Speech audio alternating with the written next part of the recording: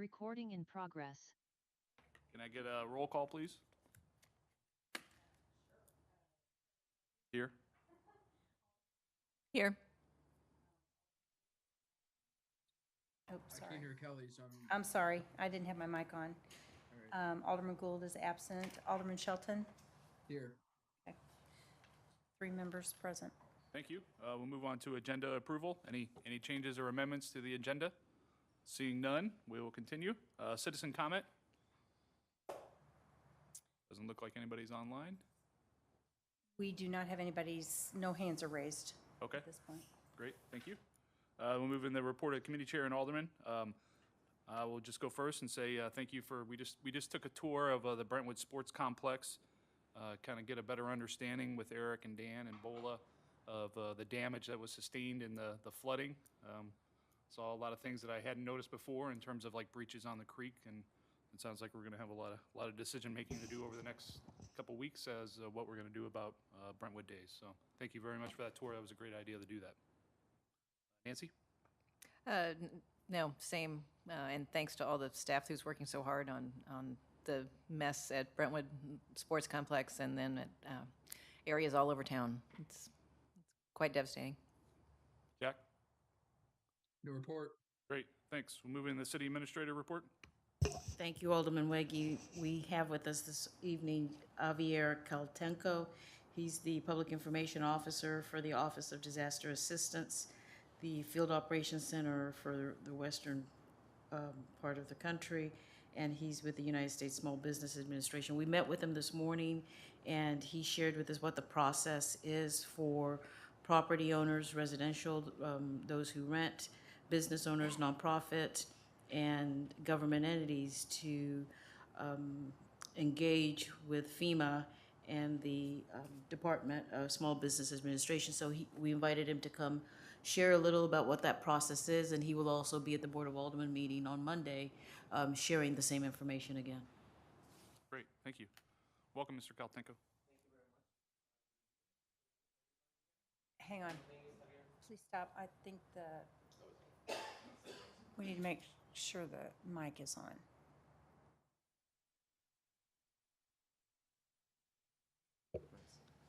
Sorry. Thank you. Good evening, everybody. My name is Javier Caltenco. I'm a Public Information Officer with the Small Business Administration, Office of Disaster Assistance. And we have a presidential declaration here in the state. Therefore, we have FEMA and the Small Business Administration here to assist the individuals who were affected.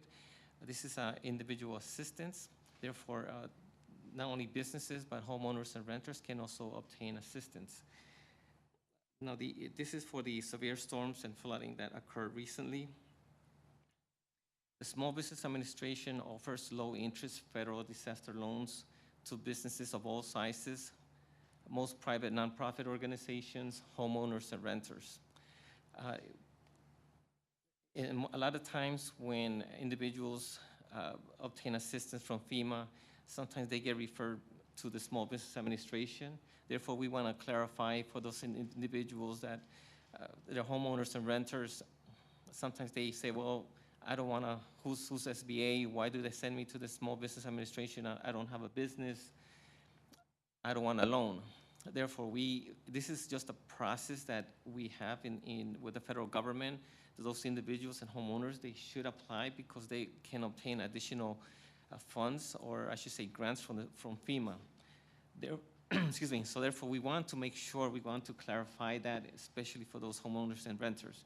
So if once they apply with FEMA, because that's the first step that they should do, homeowners and renters, they should apply with FEMA first. And if they are referred to the Small Business Administration, then they should go with the process and apply with the Small Business Administration. If they qualify for a loan, they don't have to take the loan. So it's possible that they can just say, no, I don't want the loan. The only thing is that they have to know that's going to end the process, the recovery process for them. Now, if they are referred from FEMA to the Small Business Administration, they should apply with the Small Business Administration. If for some reason we cannot approve them, in most cases, they will be referred back to FEMA for other needs assistance. So that's additional money that they can receive. Now, with the Small Business Administration, we also offer to businesses of all sizes, they can receive up to $2 million to repair or replace property damages. That could include machinery, it could include supplies or real estate, as well as other things. Small businesses can also qualify for up to $2 million for economic injury. Therefore, a lot of businesses, sometimes they wait until, let's say, towards the end of the declaration, and sometimes, we tell them, please, apply before. It's better if you apply soon, as in the early stages. Therefore, it may take the application process. If you do something wrong, it could take longer. It can be delayed. Therefore, we want you to have the money, or you have the choice up to 60 days to accept the loan. So therefore, if you apply now and you are approved, you have 60 days to decide whether you want the loan or not. But at least you have that choice. If you wait until the end, it may take another 60 days, 90 days, we don't know, but then you're gonna be suffering even more. So therefore, we want those businesses to apply soon. Now, homeowners can also qualify up to $200,000 to repair or replace their primary residence. Homeowners and renters can also qualify up to $40,000 to replace personal property. That could be including vehicles. We also have another program that we want to also mention, because it's very important. If somebody has a house and it suffered damages, it could be flooding, there's a program called mitigation. So therefore, those individuals can get 20% on top of what the approved damages are. Once for example, if they suffer $100,000 in damages, and they qualify for up to $20,000, which is 20% of that verifiable loss, for mitigation purposes. So we want to make sure that they know that information as well. In some cases, there are some homeowners who may say, well, you know what, I don't want a loan because I already have a mortgage and it's too expensive. In some instances, I'm not going to say all the cases, but in some cases, some individuals on a case-per-case basis may be able to qualify for refinance. Now, our interest rates for homeowners and renters is 1.688%. For businesses is 2.935%, and this is as low as, and for nonprofits is 1.875%. And now another thing that businesses should know for the economic injury disaster loan or for the physical loan is that if they get approved for less than $25,000, they don't need collateral. Therefore, this would be, I think, a great thing for them. And I just want to mention that,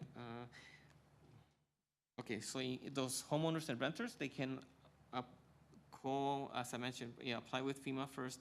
Their 800 number is 800-621-FEMA.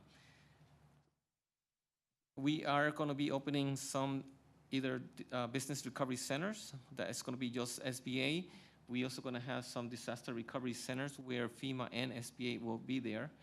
And we encourage those individuals who are affected to come there and have our staff members help them apply.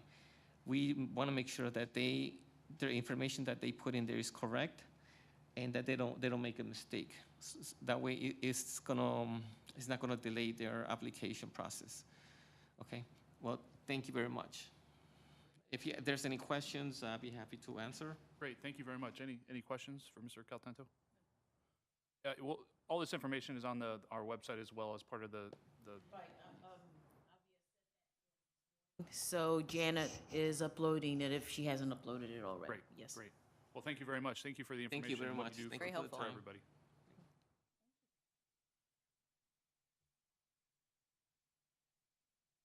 Is that it for City Administrator report? That is it. All right, great. All right, we'll move in the department reports, so Public Works.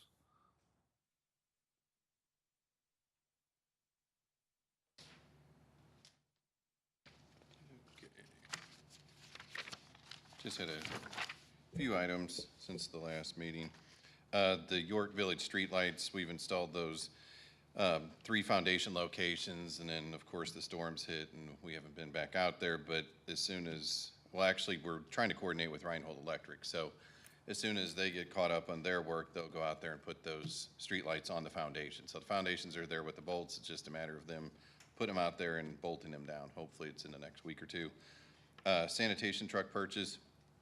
I had met with the Solid Waste District this week, so we signed off on the paperwork for the grant, because we can't do anything without them approving it first. So this was the first hurdle. It gives us the grant for up to $35,000 for the purchase of a new truck.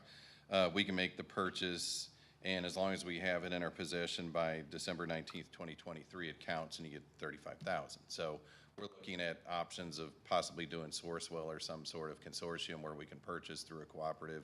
That's acceptable to them. We just need to get the information and send it to them before we can go any further.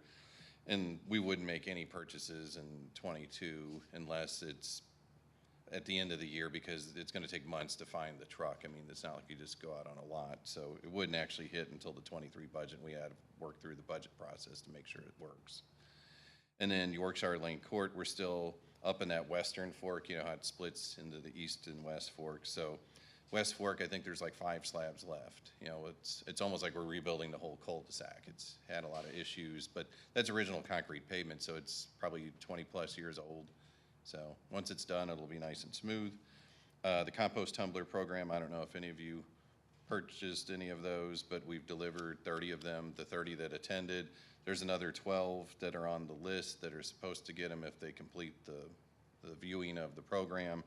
And then if there's anybody else, I'll ask Janet, because we still have a little bit of budget.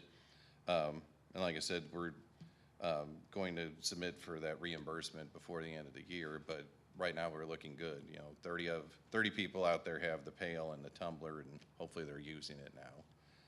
And then Rosalie Lights, I didn't put it on here, but I did call Ameren before this meeting. They said it's scheduled with their construction department, so there's nothing that they're waiting on from us. It's like we've done everything we need to with paperwork. They're just going to schedule a date for the wiring and the meter installation, and they'll let me know any day when that's due, but they have everything. Okay. I mean, thanks on the compost tumbler. Do you think we'll go for that funding again next year to do another?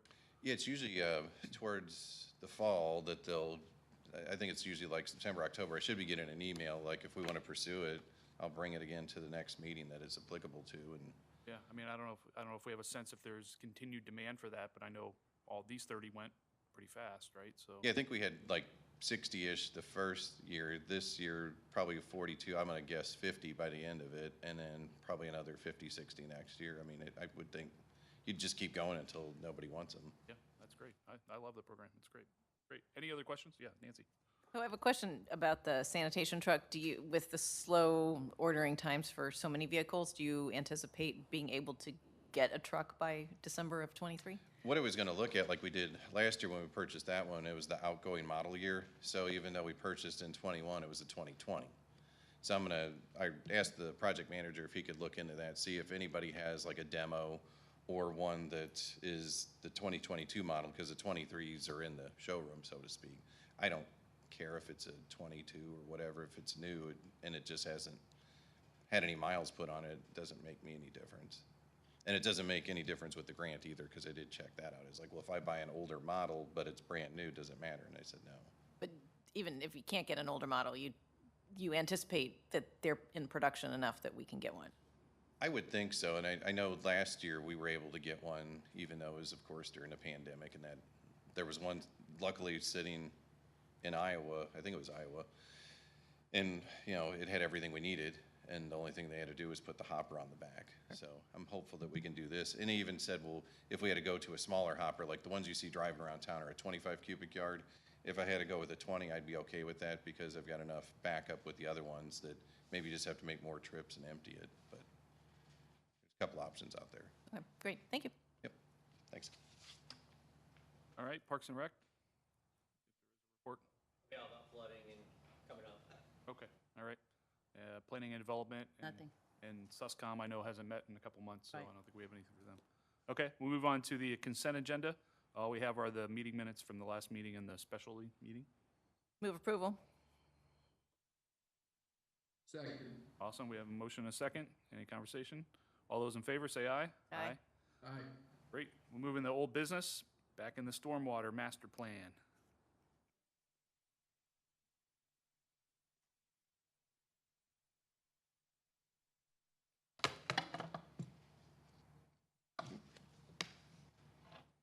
There we go.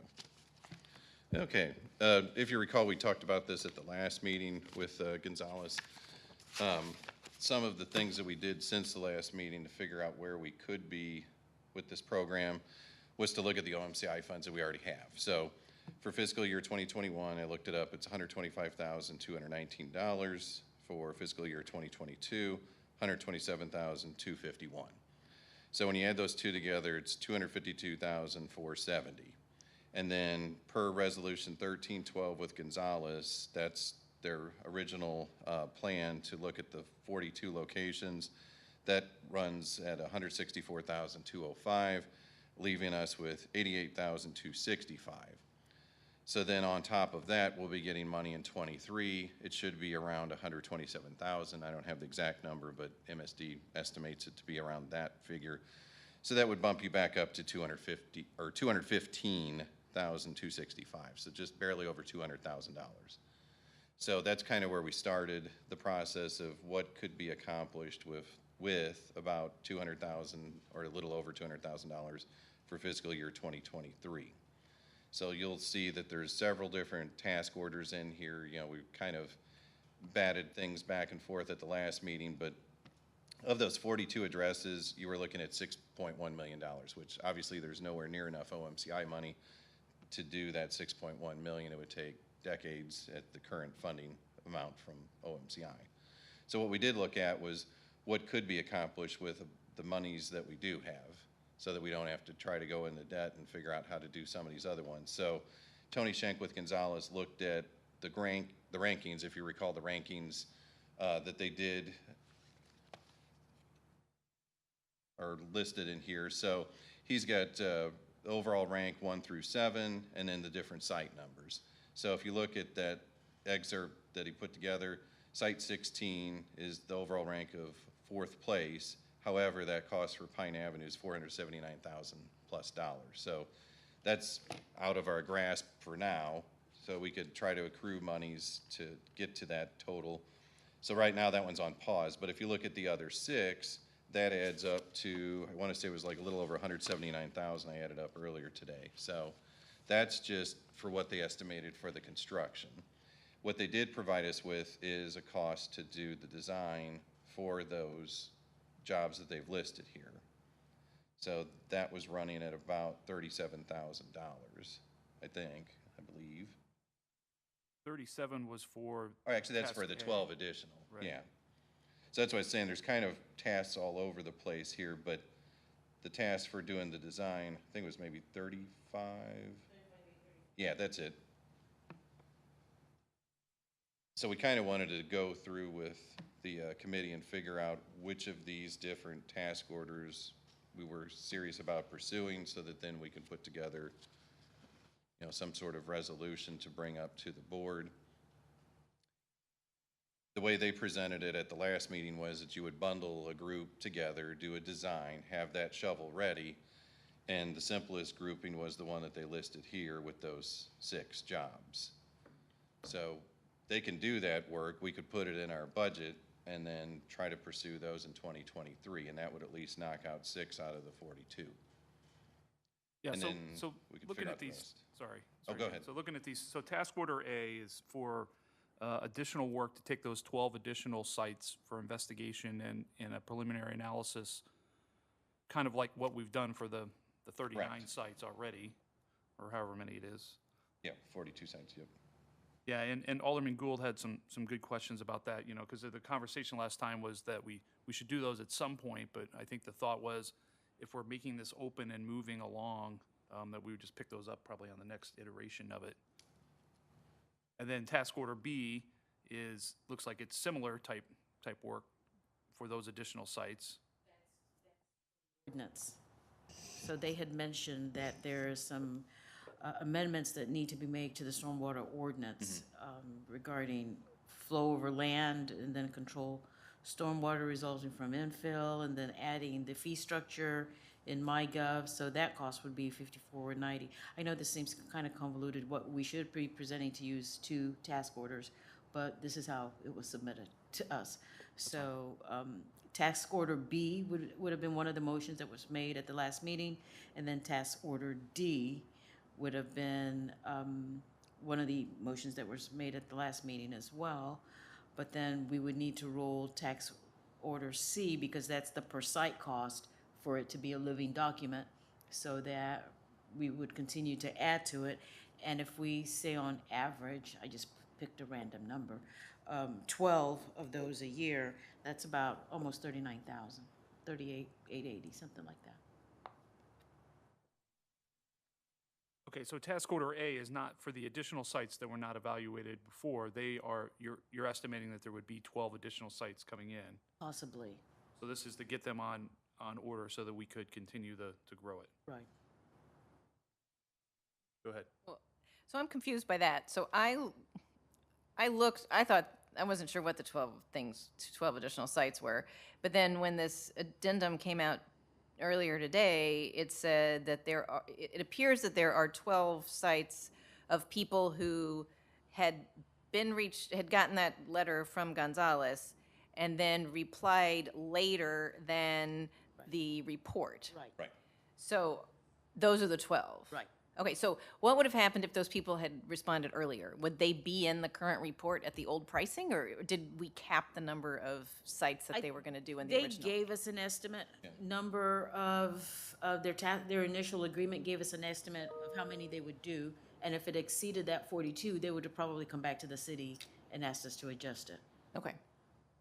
So, I mean, I sort of agree that we need to stop and limit what we do this year, but like these people got a letter back in this year saying, we're doing a stormwater study, your address is listed, tell us what's wrong. And then they did, and then those people sort of got screwed because they didn't. They missed the deadline. They missed the deadline. So it's a harder, that's a little harder for me because they did respond and there's a lot of information there. So I don't know what to do with that, but I think it's different than people who are just new, like reaching out saying, oh, I heard about that, now I have an issue. I don't know the answer, but I feel like it's a little different than just 12 new sites that have come in. Okay, all right.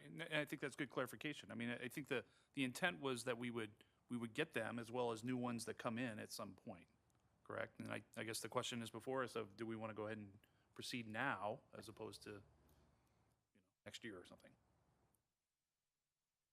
Or we could plug in a budget number of that value and see if it's able to sustain it. You know, you wouldn't necessarily have to approve it now, but put it as a placeholder for 2023.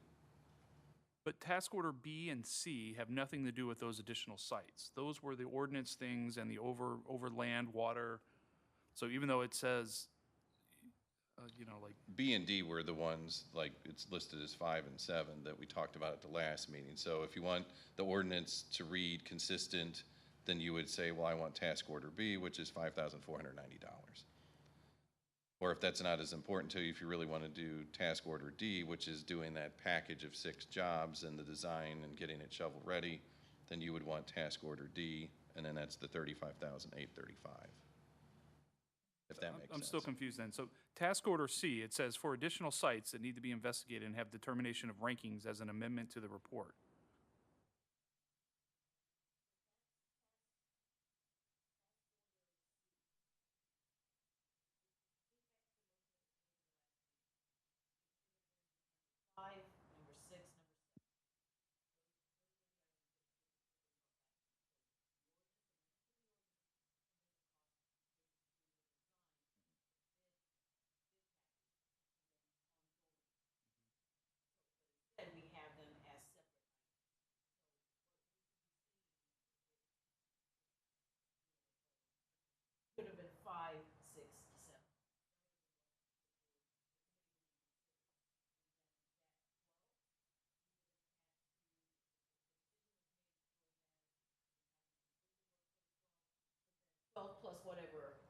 new ones.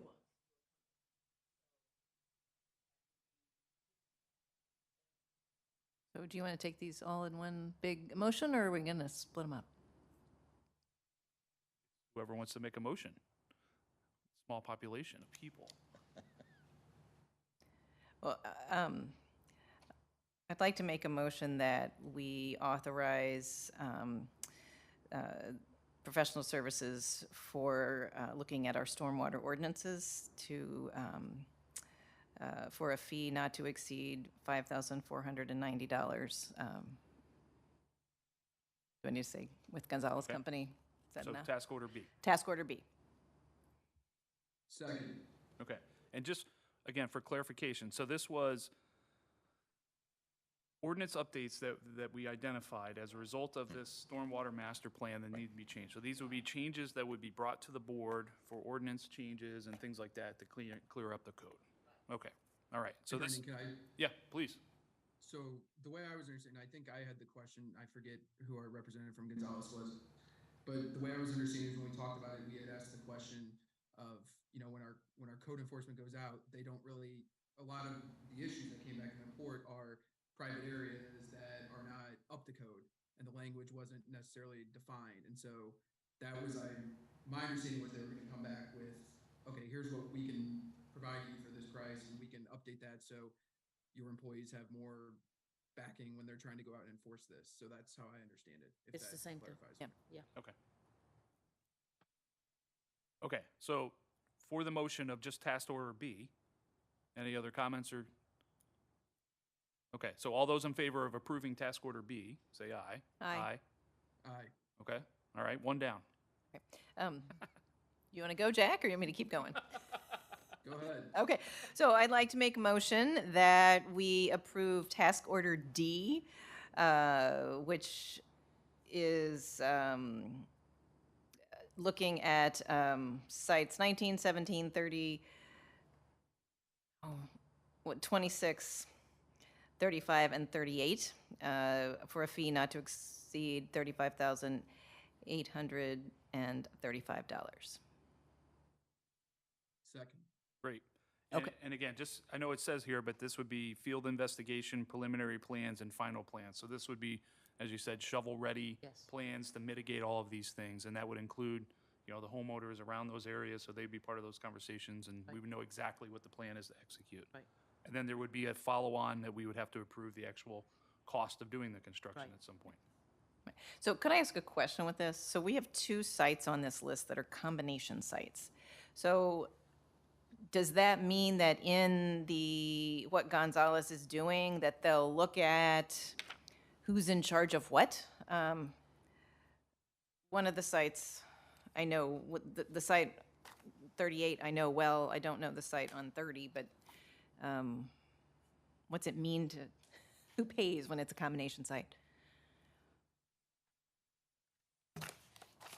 Yeah, because the way they define combination was private and public. It would seem to me that for that to go forward, it would have to be a partnership with that private owner.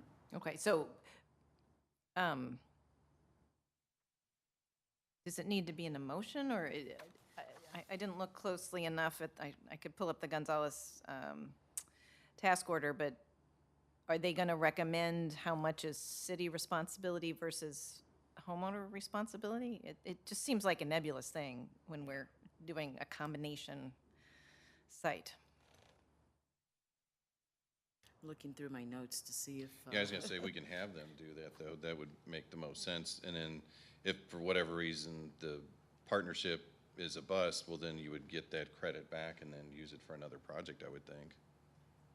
You know, like if the folks at site 30 say absolutely not, we're not going to fund it, it's like, well, then you would just, you know, somehow pause that particular job. So is the partnership for the design cost or for the implementation? I don't think you all have had that discussion. No. So maybe it might be easier to take the combination sites off. Well, I would say, I don't know, my inclination is to do the I'll leave it for design, but leave it pause for construction. design. I mean, I don't know. It's a good point, I thought. I mean, it's probably about 6,000 per, I guess it's close to 6,000 per site. I think one could make an argument for public purpose there. So the city could go forward with the design and then wait for partnership with the implementation. Because, I mean, I know the one site that I'm aware of, there are, you know, it can be a dangerous thing because it combines onto a sidewalk and it freezes and it's icy and. But we could possibly, you come up with final design, and we believe it's for public interest that the city pays for the design and the analysis and everything, but then if the homeowner is not interested in going forward with this, there would be some cost on the Right. construction. Right. Then it would be at a dead end. Right.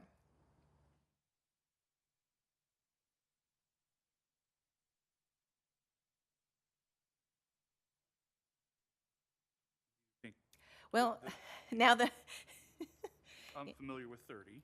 you're familiar with, I guess the sausage thing is, do we want to, sausage making on Zoom, do we want to talk to these homeowners beforehand, before we do the study? Because if, I mean, Right. if we're guessing it's 6,000 to do the study, if absolutely these homeowners don't want to spend any money toward fixing the problem, then we shouldn't pay to study their site, and we should save that $12,000. Yeah, Jack? No, I completely agree with that. I think, you know, if we are, like Brandon said, heading down a dead end before even talking to them, we're wasting money at this point. Obviously, we know that the public sites, but I think that was a great point pointing out the combination. I was looking at that before, but didn't remember it. So yeah, I agree with your statement you just made. So is there timeliness with this? Should I table my motion until next meeting and we talk to these two particular homeowners between now and next meeting, and then, or do we want to?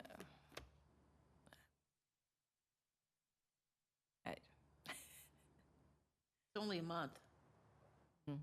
Not much time. Not much time. I mean, would the quote be from Gonzalez still be valid? And Oh, everything? yeah. Yeah. But you want us to contact the folks at Site 30, which is 8624 Eulalie, and then the one that's the combination Site 38, which is 9429 Sonora. And if they're amenable to it, then bring that information back. I mean, do we have any, Sorry, go ahead, Nancy. I was going to say, do we have any sense of how combination they are? I mean, if it's, Oh, like what ratio? It's like what well, if ratio? I it's- mean, Yeah. We can ask Gonzalez, because I mean, they would have done preliminary work, and We don't know. they'd kind of know where the property line is. So to your point, if it's 30 feet of pipe, is 5 of it on private and the other 25 on public, or something like that. I mean, Or if it's a structure, you would know it's an inlet and what the cost is. I'm happy to volunteer on number 30 to go talk to that resident. They live 3 houses from me. and I could talk to the 38. Report back. Okay. Okay. Okay, so I heard a motion to table. I'll That's where table my D. motion. Do it just, since, Second? Okay. Okay. Great. All those in favor of tabling that until next meeting, and Nancy and I'll go do some legwork. aye. Say yeah, aye. Yeah, right. Aye. Okay. And then, did you want to keep going? I can, or you can keep going. C. So explain C to me again. Is C the money that they need to spend if A is done, so that they mesh the A sites in? So that we continue to have a living document. Right. So we just, so whenever anything's reported to the city, they keep track of it for us? Yeah, they will, when residents, so that survey would be open. So when residents would contact us, then it's $32.40 per site. Per site. So anytime somebody submits a new stormwater concern, we would pay $32.40 to get this analysis done like we Right. had before. So it would be a living stormwater management plan. As opposed to budgeting a certain amount a year and, Well, I think the city should budget a certain amount, which is why I threw out that 12 number. So what is a good number?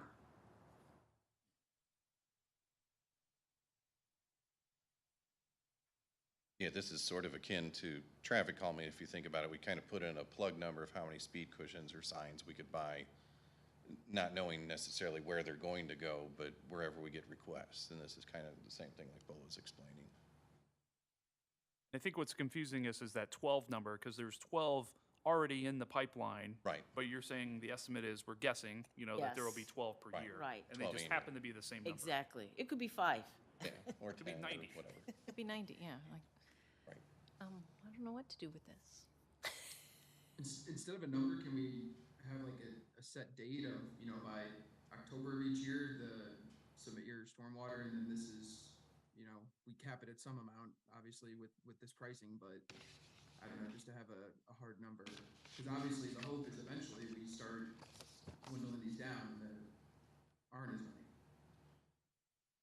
Good thought. And It would be good to know by July, August, because we're firming budget numbers by October. They're firm actually by October.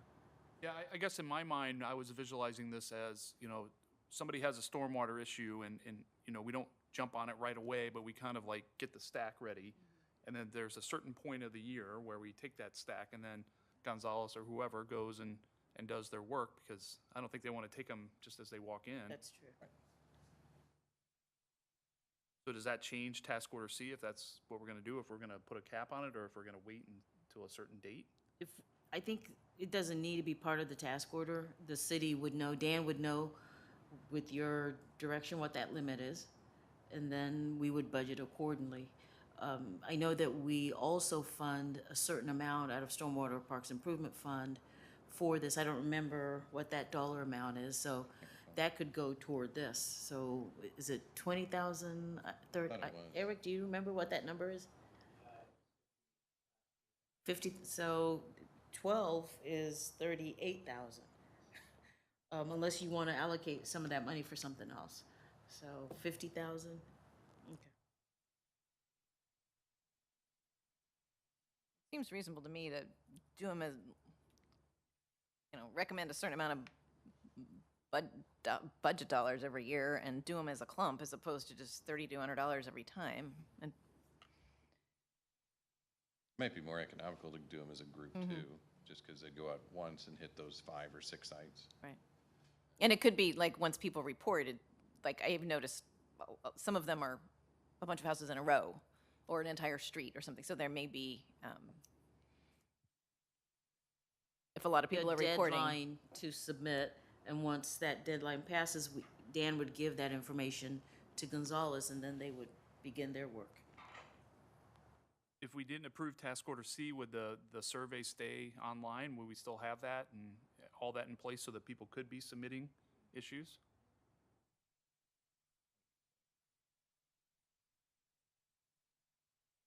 So it seems like if we do that, that's another tabling of task order C.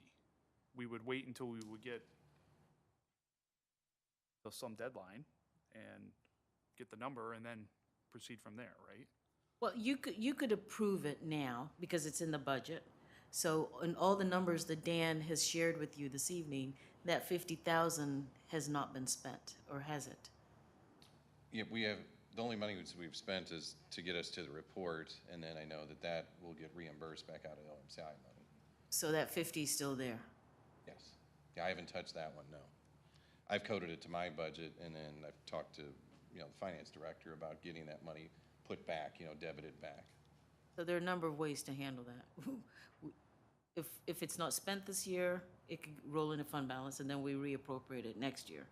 But if you want to spend it this year, we could open up the survey up until October. And so what that would do is it'd include the 12 that's already in there, plus any additional amount up to $50,000. That would be approving task order C, Right. A, for a total of $50,000. 5.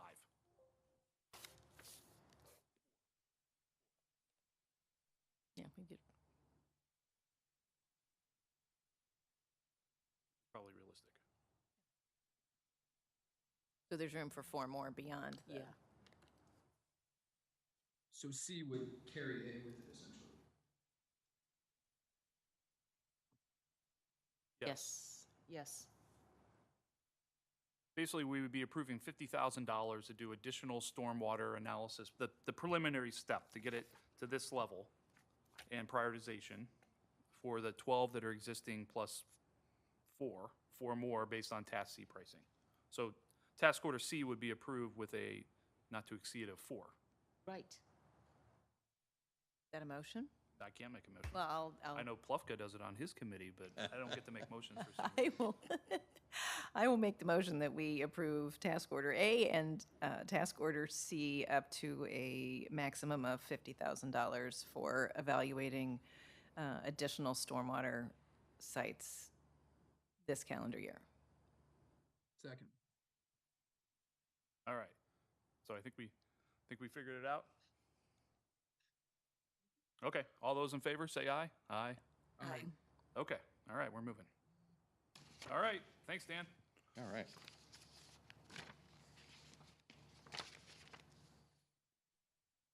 Now streets. Yeah, more fun. I'll just do all the talking. So we were asked to rebid the streets project. We only got one bidder from the last time we bid this, and we brought it back at the previous meeting, the June meeting, actually. We did the same scenario again. We sent it to 9 particular vendors, and of that group, we only received one again from the same vendor, from Byrne & Jones. The good news is that the values didn't go up, so it's, they held their numbers the same. So Park Ridge paving the eastern side from Litzinger Road to White Avenue is estimated $254,594. To do the unsuitable subgrade is still $62 per square yard, so on and so forth. We have 9 alternates. Before we had 10. We took one of them out because that was the one that would be by the Planet Fitness and that development closer to the police. And we know they're going to be doing utility cuts and things like that, so it doesn't really make sense to keep it in there. So that was removed. And then I gave you the breakdown of where the monies are coming from. So basically, I have a street budget of $431,957, and that's on are in the budget book under 40-401-6535. We had ice cream specialties, Park Ridge, and the Promenade. We're still doing Park Ridge, but Park Ridge is significantly higher than what we budgeted. But we're using the savings from ice cream specialties because we already did that last year. And then Promenade, we think we can get by with not doing it. It's good enough that we can keep it patched, so we'll use that savings. And then subtracting out the Park Ridge of $254,594, I put together 2 different scenarios. So recommendation 1 would be as if you did Park Ridge and then you did alternate A8, which is near the Hanley Industrial and Strassner intersection. It's near 1265 Hanley Industrial. A9 is Evans. It's that little stub of asphalt from Brentwood Boulevard to the parking garage entrance. So if you did those 2 alternates plus Park Ridge and took away or subtracted that from the $431,957, you'd still have about $109,873 in the budget for streets or whatever. If you do recommendation 2, you'd still do Park Ridge, but I looked at the alternates of A5 and A9. A9 is still Evans, so that stayed the same. A8 is Hanley Industrial, 1449 Hanley Industrial to 827. So just, the numbers mean nothing to me. Put it in perspective, it's basically from County Blue back towards the Dobbs to get those concrete slabs looking the same as the ones that Missouri American put in. So that's more expense, but you would not be doing A8, and what that would do is leave you with roughly $33,456. If you took the total of Park Ridge plus A5 plus A9 and subtracted from that the $431,957. So the question is, do you want to do recommendation 1 or recommendation 2, or do you have some other one that you wanted to do? The 9 alternates are listed there. We obviously can't do some of these. They're pretty crazy numbers. Like A7 is $418,401, which is almost the entire budget that I have. But if you wanted to do A7 and not do Park Ridge, it fits the budget. It's up to the committee. I know we put Park Ridge in there before. That's why I tried to keep it. Same thing with Evans. And remind us how bad is Park Ridge? I mean, is it? Park Ridge is pretty bad because one side, the Missouri American, when they put the main in, it looks fabulous. It's like a before and an after. You look at one side, it's like, well, why is this torn up and this is not? And it's because we haven't, done the same level of replacement that the water company did. The water company replaced it joint to joint. So those slabs are still in really good shape. So I will say that I live on Park Ridge, so take this with a grain of salt, but I like spending this money on a residential street. I feel like and especially next to Litzinger is horrible, and it's been patched and patched and patched, and I'm glad to see it on the list, and I'm glad to see it. It's used quite a bit, people going to the school and things like that, so. And people are driving on with the construction. People are driving all around different ways to get to McGrath, and Yeah, that's why I try to keep it in there too. I try to be, cognizant of both residential and business, so. you have a preference on the amount of money left in your budget. I would like to do, if it's up to me, I would do 2 because it would get you more of that Hanley industrial area done, and it seems like that's an area that needs to constantly have attention. I mean, you look at the numbers that they provide, and there's no way I can put all of those obviously in the 23 budget or even 24. It would have to be phased in to try to accommodate those. So.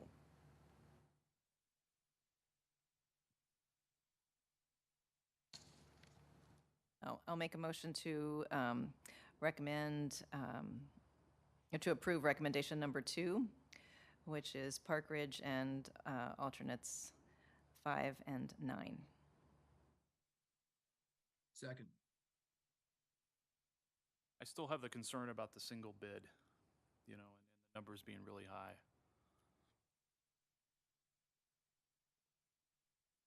All right. I guess all those in favor, yeah, Jack, you have a, So, yeah, I was just gonna, I mean, just so I'm clear, obviously this is the second time that we've bid it out, right? And Dean, do you have any feedback from any of these other bidders of why this keeps happening? Is it just, like we've talked about with other construction, people just aren't wanting to do it? Well, I know there's a shortage is what we've been told, shortage of labor, shortage of estimators, and when they do estimate these, it of course takes time and effort, and some of them already have a backlog of jobs, so they don't really need this, is my understanding.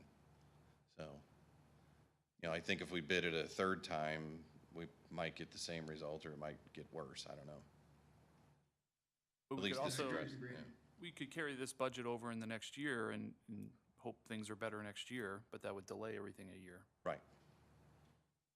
Yeah, and I don't think Park Ridge would get, any worse, but you don't know. I mean, with winter coming, if those joints get water in there, it might break the slab a little more.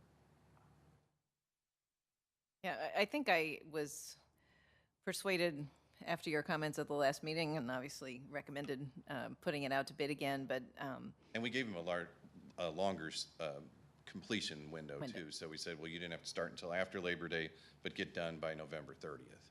yeah, and it's just a lot of work to do next year. We don't know what the prices of the materials are going to be next year. Whether that gets more expensive, whether the staff problems for estimators and concrete workers is exacerbated next year. So I think after we've done our diligence to put this out twice, and so I'm more comfortable with it than I was a couple months ago.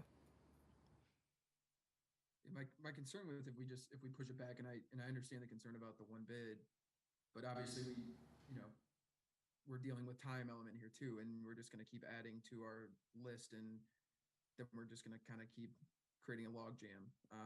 So I think if we've tried to do our due diligence with this and tried to we extended it, and it's just unfortunately the situation we're in, and obviously it seems like every meeting we're hearing about this, that people aren't wanting the work, or we're having a hard time getting a bid. So unfortunately, I think we just have to roll with it and get what we can get done.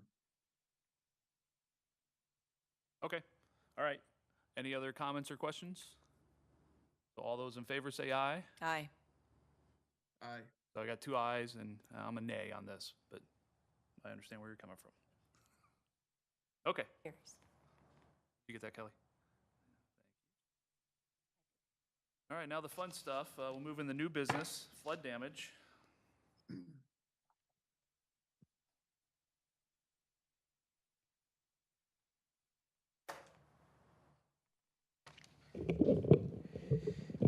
So let's just give a quick update of the things that's going on in the city as far as related to flood and flood damage. So we kind of gave a couple things. The attached spreadsheet included kind of all the things that were given to FEMA and SEMA as our preliminary damage assistance. So you see things like the fire department swift water PPE, the roads and bridges, the flood mitigation project, which was Brentwood bound, buildings and equipment, and then park damage is the categories that FEMA likes them to be presented in. So we kind of put that together, geez, at this point, 2 weeks ago tomorrow. So we're still kind of adding to that list and making sure that we capture everything. But now comes the fun part of trying to prioritize everything that we need to do. And the first thing we talk about is Brentwood Industrial Court. And we've talked about how Webster Groves declared the building substantially damaged. In fact, I think they consider it 100% damaged. And so it needs to be brought into compliance, which either means elevating the building, which I'm not sure how you do, moving it outside the floodplain, which again, you'd have to elevate that to be able to do that, or demolishing it. And so we'll need to kind of look at that, see what our insurance carrier says as well. Our insurance carrier was in that building, well, 3 of them, in the past week. So we've been kind of taking them in and out of that building, showing them the damage, what's going on. Leeway Trail, again, there's 4 different sections that have kind of washed out from underneath the trail. And as we've mentioned at the park, as Alderman Weggie mentioned, it's not just the trail system, we're worried about the street. So no matter what we do, we have to shore up the bank to make sure that Litzinger and Rosalie don't get washed out. So we have talked to Cosney Wagner. I have been losing my mind lately, so I have the wrong company down there, to get a quote on the cost to complete that. And again, even if we don't redo the trail completely, we have to figure out how to shore up the creek bank to make sure the road is stabilized. Cosney Wagner at the same time is going to get a quote to repair the fence in the concrete by Litzinger Road Bridge. So as we're out there, we talked to them about that. The sports complex, we just met and talked about that. So I won't go too much into it beyond the fact that the fencing contractor thinks he'll be done with tear out by Monday and can start replacing the fence. The real question is that backstop on field number 3. Is that the smart thing to do? And so staff will try to figure that out and have conversations with BOLA and then communicate with the committee and the board, because that will be something we'll have to make a quick decision on if we want to start trying to host softball leagues again. I feel like there's lots more to talk about in Brentwood Sports Complex, but we'll figure that out. Some of the things that aren't on this are the fire department Swiftwater PPE. So they're getting pricing to replace their damaged PPE. So a lot of it had to be thrown out. There's damage to it just from the course of the 3 days that they're doing the stuff. They're looking at the boat as well. They're knocking on wood and think that the boat will be good, but in case there's damage, so we want to know that now so we can put that with any reimbursement requests we have. So beyond that, Hanley Park, we're getting a new load of crushed granite delivered Tuesday for the dog park. So it took us a while to be able to secure crushed granite, much like kitty cushion, engineered wood fiber for the playgrounds. Everyone needed it at the same time, so people ran out.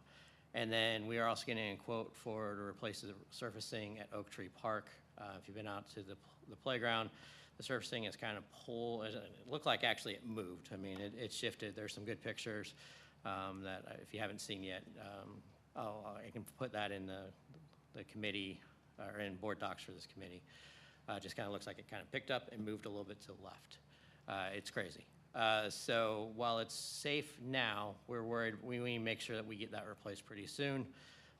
There's a little bit of a lip between the surface and the edge, so we're making sure that we're keeping everyone safe. So those are the big items right now.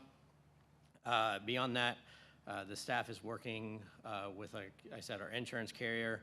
They have been out. We've had 2 different representatives from Chubb, and they subcontracted a building company who went through this building, and also 2818 Breckenridge.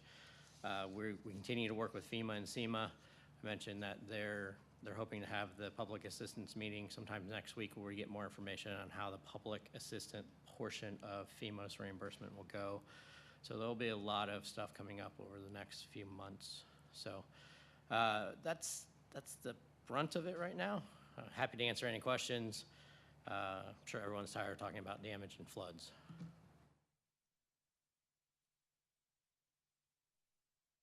What about, you know, we talked about it a little bit while we were touring, but the cleaning out of the creek, so all the, you know, the trees and stuff. I mean, should that be considered as part of the damage, or is that something we need to move out on quickly? I know we still have the question about properties that are owned not by the city, but we do have a big chunk of it. You know, would that behoove us to move out and clear that out as quickly as we can and not wait for winter? Yeah, one of the things we did was try to figure out where the choke points were, and we mentioned how we're trying to get drone footage instead of trying to walk the bank completely. As I said, I've been out to Oak Tree Park a lot. Honestly, the water flows through Oak Tree. It just stops past Oak Tree, so the block there is further up. There's probably a little bit behind Hanley Park. I think I saw a tree down, and so there's something we can try to figure out. We could get a quote from Davy Tree to try to get a crane out there and try to remove some of that work. I know staff was actually removing trees out of Memorial Park today. So some of the trees that we lost, they're trying to pull out and get that up. But I think there might be one tree around Memorial we might need to look at as well. So we could look into Davy Tree. I think that'd be part of cleanup. So I see that being a reimbursable expense. So we could try to move forward on that pretty quickly. That was just a thought. I mean, I don't know if that's.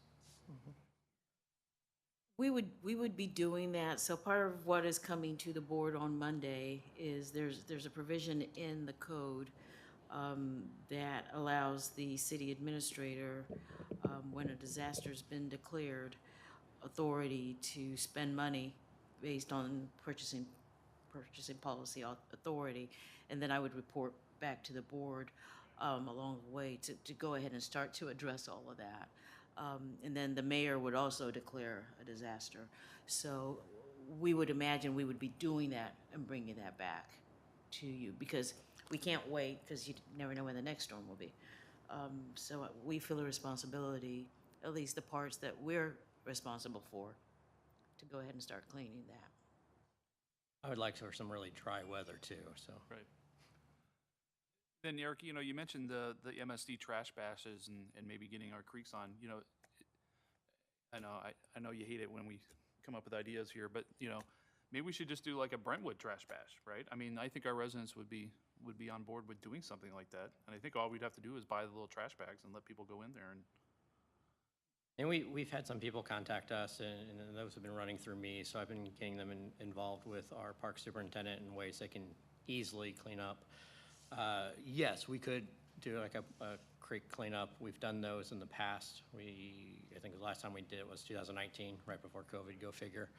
But that's something we can kind of put together. You know, we've been so focused on everything that we need to get done right now that that part has been kind of lacking a little bit, but we can work on that. All right, Jack, Nancy, any other questions? All right, thanks, Eric. Thank you. All right, we'll move into item 11, citizen comment. There are no comments. Not seeing anybody in the room. All right. Seeing no new business before the board, I will call this meeting adjourned. Thanks. Thanks for calling in, Jack.